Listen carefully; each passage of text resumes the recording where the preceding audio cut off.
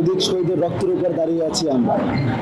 খুনি ও সন্ত্রাসী সংগঠন আওয়ামী লীগের নিষিদ্ধের দাবি, জুলাই বিপ্লবের ঘোষণাপত্র এবং জুলাই আন্দোলনের যারা বিপ্লবী নেতা কর্মী তাদের নিরাপত্তার দাবি নিয়ে গত বুধবার জুলাই ঐক্যের ঘোষণা করি আমরা।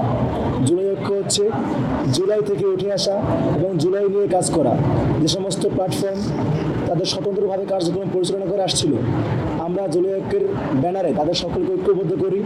এখন থেকে আমরা জুলাইয়ের ম্যান্ডেটগুলো আদায় করার ক্ষেত্রে আমরা সকলে সম্মিলিতভাবে একযোগে আওয়াজ তোলার মাধ্যমে আমাদের জুলাইয়ের ম্যান্ডেট রক্ষা করব, এই প্রত্যয় নিয়ে আমরা গত বুধবারে গঠন করেছিলাম সম্মিলিত প্ল্যাটফর্ম জুলাই ঐক্য, যেখানে বর্তমানে প্রায় ৮০-এর কাছাকাছি সংগঠন যুক্ত হয়েছে।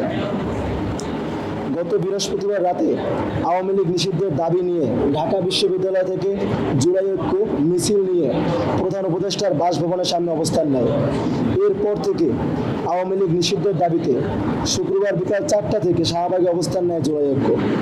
একই দিন বিকাল ৫:৩০টায় যমুনার সমাবেশ থেকে ছাত্র জনতা শাহবাগে অবস্থান নেয়, যেখানে জুলাই বিপ্লবের অন্যতম সংগঠক হাসনাত আবদুল্লাহ সহ অনেকেই উপস্থিত ছিলেন।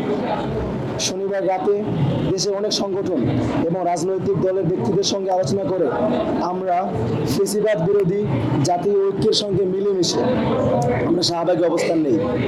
আপনারা সকলেই অবগত আছেন, গতকাল রাতে কৌশলে কিছু শব্দ ব্যবহার করে ইন্টারিম সরকার খুনি আওয়ামী লীগের কার্যক্রমকে নিষিদ্ধ করে। আমাদের দাবি ছিল দল হিসেবেই, সন্ত্রাসী দল হিসেবেই আওয়ামী লীগকে নিষিদ্ধ করতে হবে, কিন্তু বাস্তবে আমরা সেটি পাইনি।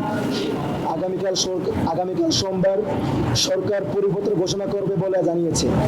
আমরা আগামীকাল পর্যন্ত অপেক্ষা করব।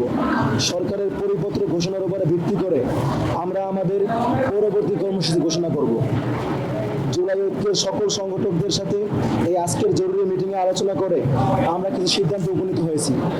একটি সম্মিলিত প্ল্যাটফর্ম হিসেবে জুলাই ঐক্য যে সমস্ত কাজ করবে সেগুলো নিম্নরূপ।